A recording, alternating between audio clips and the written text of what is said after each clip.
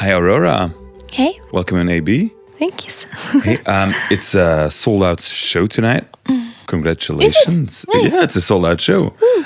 I arrived here and I've seen people camping in front of the venue. They're waiting for your show. How does that make you feel to see people on the street picnicking? Well, I hope they're safe at least. Yeah, they are. It must have been very warm, awfully warm, sleeping outside now in the tent. Yeah. As long as it's fun. Yeah. No, they seemed happy. Yeah. They seemed happy, so that's okay. Well, you recently also played on Pukkelpop in Belgium, right? Yes. How was that? Gorgeous. I loved it.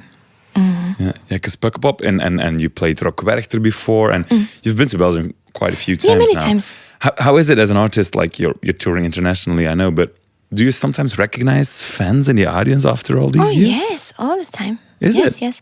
It's very easy to remember faces. I feel like even though I see very many of them, I still very much remember if I've seen it before or not. It's not always I remember the names. Yeah. I do. It's easy to tell. Something in you know, I think. If you don't think too much. Wait, where do I know this one from? No, but you can't look in the mind because the mind doesn't know. Oh, but the body can't. You feel it in your body. You know when you've met a human before. Yeah. It's Okay, so you recognize people all the time when playing in Belgium or tonight maybe in AB. Okay, well, Aurora, we invited you for the interview also because I want to talk to you about ecological issues, problems, things. You've been quite vocal about it in the last few years, during your career actually. And in your song, there was something that I looked into. It is your song Apple Tree. It's from 2019, like 3 years ago or something. You even chose it as a theme for a pop song.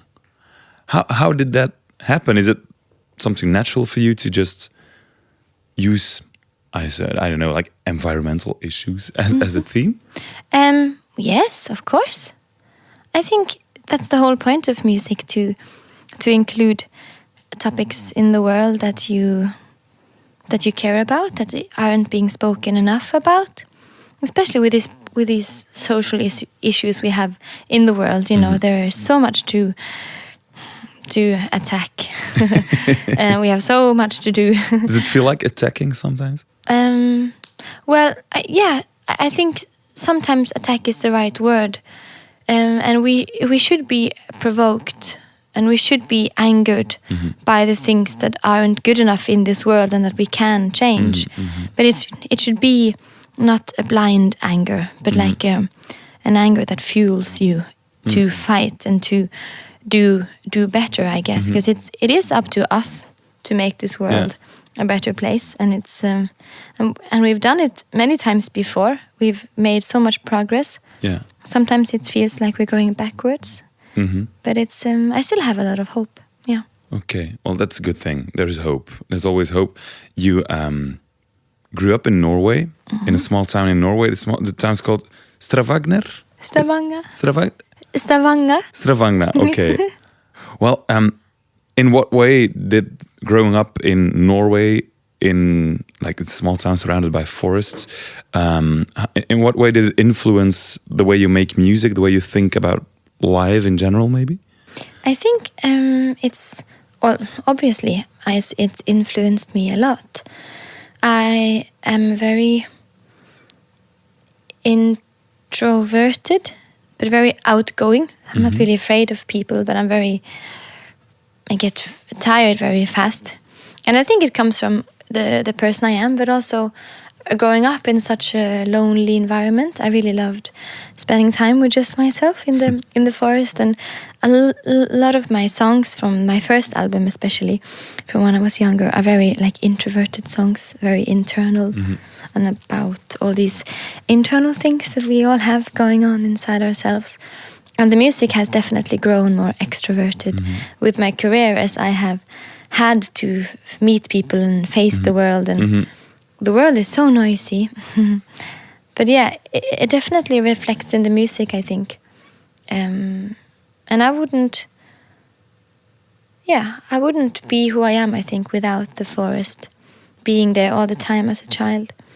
It's helped me naturally understand and appreciate the importance of nature, the peace it can offer you, and in such a demanding world, and we have to be something all the time, especially now, presenting ourselves to the whole world on our phone.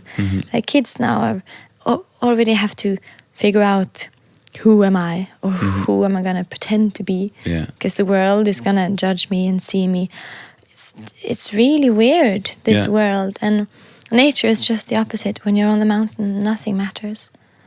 It's just you, it's yourself. Just you, and it's just life.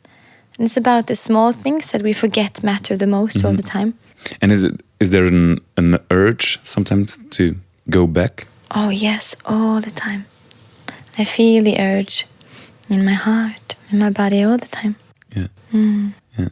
Well, like nature is a big influence, or has a considerable role in the way you create music, or is it because you just said that your music changed by traveling the world?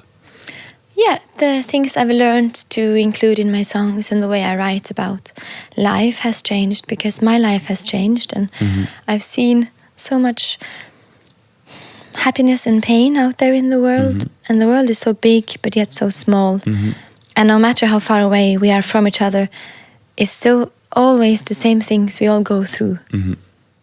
And it's really I've become way more openly political on my 2 second albums than my first one. It was way more emotionally, and now I'm more fueled and angry, to ask for change. It's actually weird that you need to travel the world to feel and recognize that people and their problems are the same all over the world. Oh yeah, they're the same all over. And it's but still we have very different tools to deal with our problems. In some countries, people are still fighting to be treated as equal. In some countries, racism is very prominent, or homophobia, transphobia, violence. In some countries, men aren't allowed to cry, so the suicide rates are very high. It's also different, but it's still the same things we're going through. And it breaks my heart how different tools we are being given in this world to deal with our shit. It's very sad. But yeah, and I think also getting the picture from the world, not from the news, because the news tell the story so weirdly. So it's nice to just see it for yourself, I guess. Is it something you learned, like when growing up, that you need to be, I don't know, to speak up about things? Yeah. I've always, as I think many people, injustice has always been a very big thing for me, even as a very small baby. Or like when I've been really, it really sucks. Injustice in this world when things aren't fair.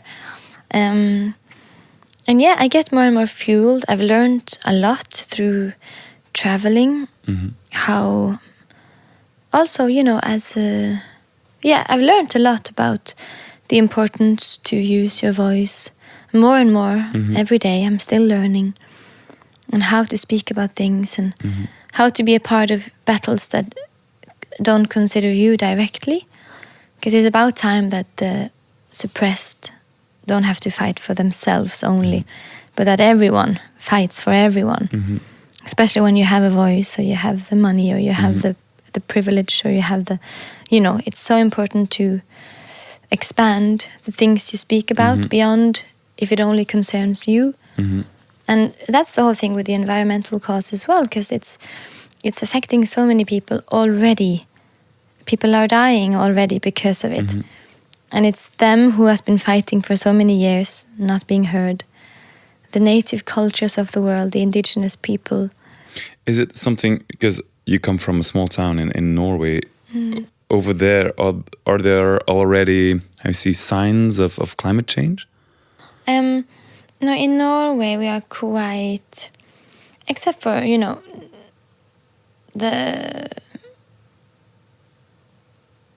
maybe a bit of the life in like the polar bears are getting really, really small.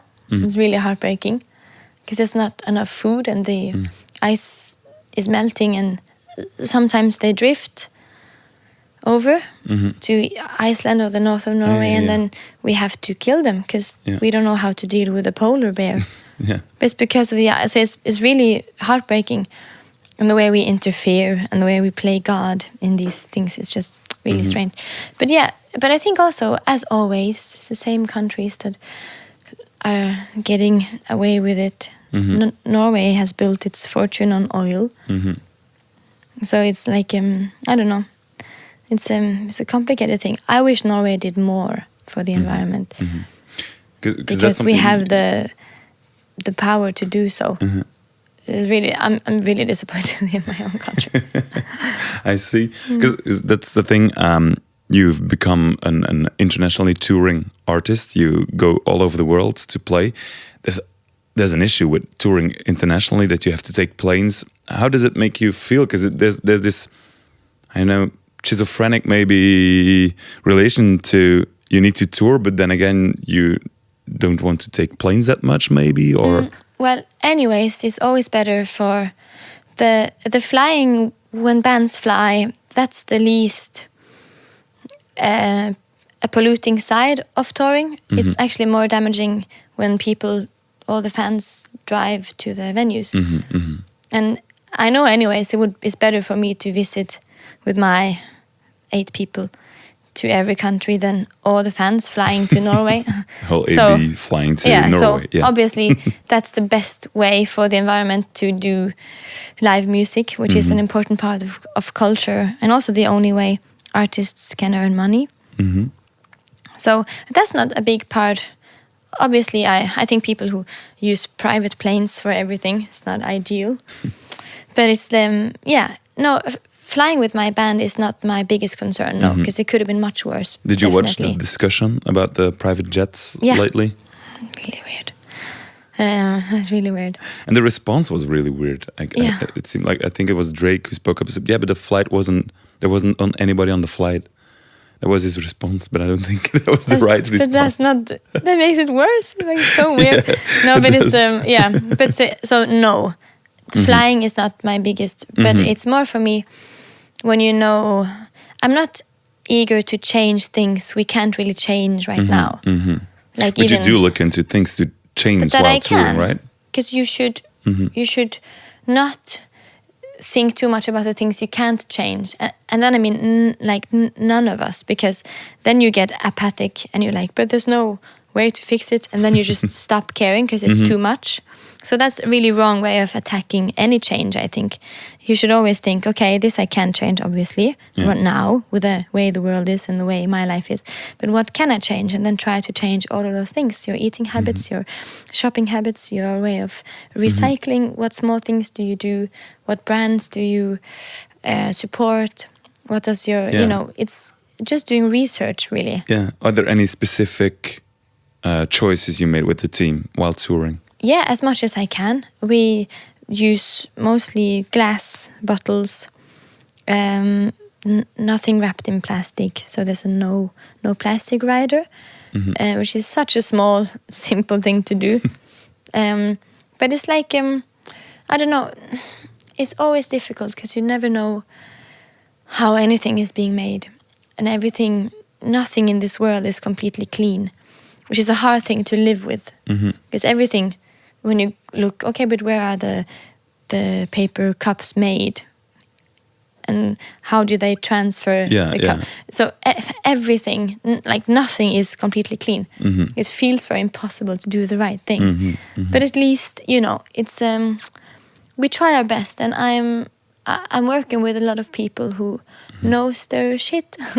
Like companies like Choose with 3 O's. Tell me something about Choose. What is what does the collaboration look like? It helps artists change all the things they can, basically, like vegetarian rider and no plastic, and asking festivals to have more environmental friendly solutions to their power supplies, or they help in any way they can to make touring as green as possible. And it's not green, but it's better than nothing. And also you choose a charity every year, so you pay a certain amount of your touring earnings to clean as much air as you Okay. pollute with flying. And is it something you choose personally? Yeah, so I'm converting, or what is it called in English? Some type of gas in Thailand every year. So you can like, and I think anyone, private people also who work with flying, should pay every year to clean as much air as they pollute, because at least you go in zero. Yeah. It would change. It should be like It's not just a checking the rule box. Let's that they had to, Yeah. especially the people with all the private jets. Yeah. Because then at least you can go in zero, Yeah. which is nice. You also performed at it's COP26. That's Yeah. And what was it like to meet all these like-minded people, to have all these conversations? Well, it's wonderful for the hope and for the heart to meet. Just a whole day where you meet people who agree, who are open and kind, and who are willing to spend their time fighting for something that is bigger than themselves. It's incredibly beautiful and inspiring. But it's also the people it's not the people you need to Reach out to. Yeah. Yeah. So it's kind of like preaching to the choir, because we're all just there talking to each other. But I think that was more the point of COP26, was to inspire and see that there's hope, and listen to, give space to many of the indigenous voices of the world, telling their side of the story. So it was way more about inspiration, I think, than making progress. Because Was there someone or something in particular that you remember from the? Oh yeah, a lot. Especially all the. I'm a very big admirer of a lot of indigenous cultures. Alone, they've preserved like 80% of the forests, of the endangered forests that we still have left. And they make like 5% of the population of the world. So we have 5% of us to thank for protecting this very important land that is a part of keeping this world alive. And I find those statistics so heartbreaking and also empowering and beautiful. How few can do so much. And it's just, it's incredible. And I'm a very big admirer of indigenous cultures, because they remember so much that the world has forgotten. And it's, Because on this like Congress or these meetings, there are also other musicians, like Brian Eno is one who speaks up about it. Yeah, Did you meet Brian Eno? Oh yeah, we're good friends now. Okay. He's beautiful. We have a lot of, we share a lot of things in this life that we're both fueled by, inspired by, and eager to, keep alive in this world. It's very nice. He's wonderful. Is it about the ideas, or is there also like a musical bonding, or? Both. It's both the views on the world, and the music and everything. I don't know. You know, when you meet people, then you know that we're kind of made out of the same things. So in a way, we already know each other and understand each other without having to talk much about it. He's just one of those people for me. Very beautiful. Because you're a musician and you talk about these problems, and you make statements, and you do things as every album that's being sold, we plant a tree, which are beautiful things to do.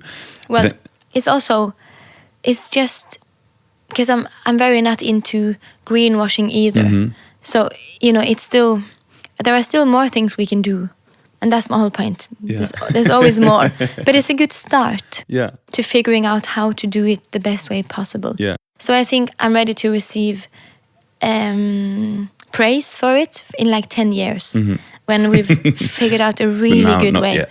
Yeah, but we're asking locals to plant the seeds. At least it's not a company. It's people who know the land, who know where to do it and how to do it. So we work with people who know their land, which is good. Yeah, you just mentioned some statistics, and that's the thing. It's always about numbers, and you need to more or less educate people about these issues. But you make music. You have like the possibility, the opportunity to Do you also see it as your task to emotionally educate people by making music and talking about these issues in this music? And oh yeah, very much. Or it's not anything I have to do, but it's something that just makes sense to do. Because the world doesn't really teach us how to deal with our emotions, how to use emotions to do good, to understand each other, to connect with each other, to understand that we're part of something bigger with our emotions that we all share, but yet we're being fooled into thinking that we're going through everything alone, which we aren't. Even though it feels like it sometimes. But I feel like that's the whole point in including, because we're not politicians, we're just musicians and artists. But I feel like that's the whole point of why it's important to include social issues of all kinds in music and art and movies, because it opens people up to it in a different way than a politician. Like the world doesn't really trust politicians anymore the same way. They need to, I think the world likes to idolize the voices that speaks to them. And it's more likely that people want to listen, which is dangerous too, but it's fascinating. People are more likely to listen to someone's words when they kind of idolize the person, because it makes it feel like a purer truth and more relatable. And the world speaks about all the things about the environmental cause, emergency, which we should call it, in a way that I think doesn't really resonate with us. It's too much weird words. It's only for English-speaking people, because all the debates are done in English, the big ones. Yeah. And it's difficult words and emissions and the numbers, and it doesn't connect with us. It's just too much. So I think we need to find a way to speak to people in a way that makes us see it in here. And like, because when you care naturally, then it's so easy. But you need to start caring like, well, of course I have to, because I don't know, we have to start here, I think. Is it something you're actively looking for, to touch people in this way? All the time. That's the whole point, I think, with living for all of us. We just touch each other's cores in different ways, but I think that's the same thing for us all. Recently, I've read an article and it was mentioning the word climate depression, and it's like the feeling that you just can't change it. Do you recognize this feeling, this emotion? I think most of the people who want to change something might sometime feel this way, right? I know it's a very big thing to live in this world and deal with yourself, the pressure of being, I don't know, beautiful, successful, fun, all of these things, and then living in a world where everything seems so fucked up and the injustice is so large, and we only read about things getting worse here and there, and there's a war, there's always a war, many wars going on, and our planet is dying. And it's a lot for us, I think. But I think we need to remember that, you know, it's not hopeless, and whatever happens, it's we who die anyways. It will be humankind that dies, and then the planet will find a way to become herself again with time. So it's more about the survival of us and what role we humans play in this universe. If we came here, we had a planet in the whole galaxy with life, the only one we have found so far, and yet we are ruining it. So strange. But yes, no, I think it's important to not be overwhelmed and not let it make you sad. How do you keep yourself from being overwhelmed, from getting nihilistic about all these things? I think a good mixture about being a nihilist and caring at the same time. That's what I'm, a new word that includes both, because I'm both very much. But the leaders of our world now, who we feel aren't really listening, they are all old. And they can't be here forever. And if we're lucky, we'll see real change in our lifetime. Or we can do what we can to raise our children differently and just do things differently than our parents did and are doing. I think change is slow, and we need to be patient with it. And we need to accept that, no matter what role I play, or if I see the change now, tomorrow, or in 50 years, it's still change. And I think we need to see that and not stress about now, but just to be content that you can at least be a part of the change. Because that's the most important thing, to do what you can. Is there because you just mentioned that the leaders of this world, they're old, which is true. It's just what it is. And do you think there's a generational, I don't know if it's a gap, but a change maybe? Oh yeah, absolutely. And it's very clear that the new citizens of the world that can now vote, drink, they came out of the corona, out of the world standing still as grown people. Weird. And I think we relate very little to our leaders right now, who has been chosen kind of by, not necessarily by us, because it's like choosing between poop and poop, and then we don't choose because it's just poop anyways. But it's important to at least be a part of choosing the better looking poop, the better, with the best heart. But it's very, even in Norway too, it's the same politicians that were that when I was young. There's no one new.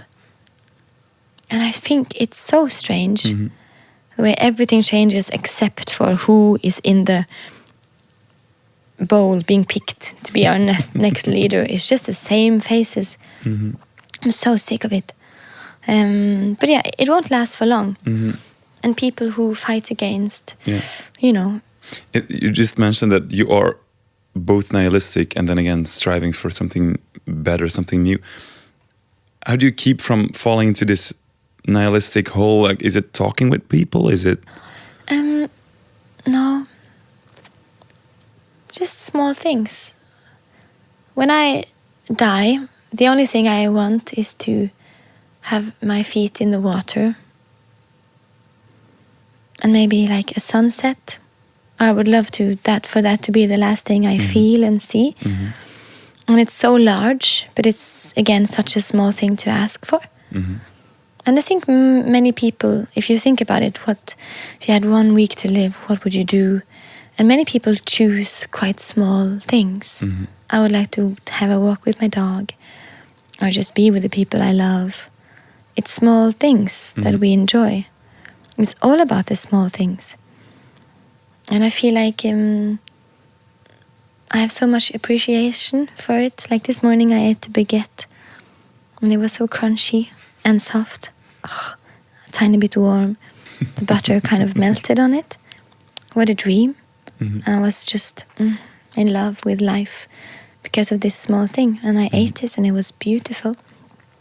And then it's easy to be in the moment and to understand that this is what life is about in my own journey. And then you figure out, how can I treat myself so good that I can be larger than myself? But you have to be good to yourself first and understand, these small things and the importance in being in the moment and now, and not caring too much about what the world thinks about you, or, it doesn't matter, all of it. So it's kind of like a big mix between, if I fail, it doesn't matter. And I'm proud that I tried. And then I just mix between, I guess, what makes the most positive outcome. Is it something you want? Because what you're saying also is that with these admiration in a way and all these fans comes responsibilities. Is it something you suddenly felt that it was something that came along with it, or was it more or less something you already knew? Or I feel very the same as even before I was an artist. I feel like it's always a responsibility. That's the whole all of us, and we all have the same responsibility. But we don't have the same reach. No, but I don't either understand why you have to have reach to do something good. Because people with reach have done the most bad that I've seen in history. Because it's often being used in a bad way, leading people into the wrong paths, into destruction and into racism and into war. So to me, reach isn't necessarily the definition of what makes a word important. And if everyone was better at thinking for themselves, like really think, like, what makes sense? Who am I? Because it's also weird and dangerous how blindly we follow anyone. And why would you listen to an artist about politics? We don't know anything either. People are too easily led, I think. Yeah. So I think if we make a world to encourage young people to think even more for themselves and be more questioning and less gullible, I think that makes a good world. But yes, obviously if you have a reach and you want to do something good with it, that's good. Yeah. But I don't think my words matter any more than yours. What role does social media and TikTok and Instagram and everything play in your life? I'm very small, but I guess also big. Personally very small. I care very little about it. I care little for it. I think it makes social media is a good way to grow depressed and apathic and disconnected. And hours go by and you haven't even lived. It's like not existing, but just consuming, like some kind of creature. I don't know how to explain it. It's funny sometimes, and that's it. I think it ruins people, and I think it's a huge issue. The focus on it, on your looks, people cutting into their faces, which is their right to do. Whatever makes you happy, go and do it, obviously. But like the way we go to extreme things to change ourselves, because social media has made us believe that we have to look like her or him. Like it's really weird. And people getting bullied at school because they don't have much followers on Instagram or TikTok, I guess now. Yeah. It's just so weird. And the pressure, I think it's good when we connect and we can speak openly about things. This generation are being very open about things. But I think that's good. To have no shame and to be open and to, it's nice. But yeah, no, I find social media, it's a curse. Because people really forget to live beyond it. I hope people learn to not shape their lives around social media, because it makes time fly away from you. I feel like I didn't know you when you were young and growing up in Norway, in the forest and everything. But I feel like it didn't, how you say, bother you too much, all these followers on TikTok, all these people coming to you, so camping in front of the AB. Did you change by all these attention? No, I don't think so. It's very easy to not change. Because I never let anything change me besides myself. If I feel like change is exciting, then I do it. But it's like, it doesn't make sense. I know who I am, and it's very untouchable. No one can touch how I feel about myself in a good or bad way.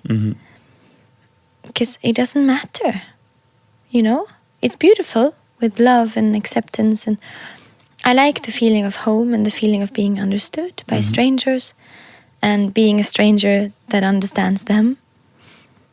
But it's also weird, the whole thing, I'm not a big fan of the culture around famous people, because it's so dehumanizing in both ends, both for the famous person, but also the people who worship famous people, they forget that they are worth just as much, obviously.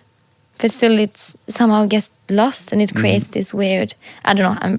I think it's very weird, but I don't think it's like that with me and my listeners, because they just love the music and they know that I love them, and I appreciate the safe space we have created. I think it's safe for all people.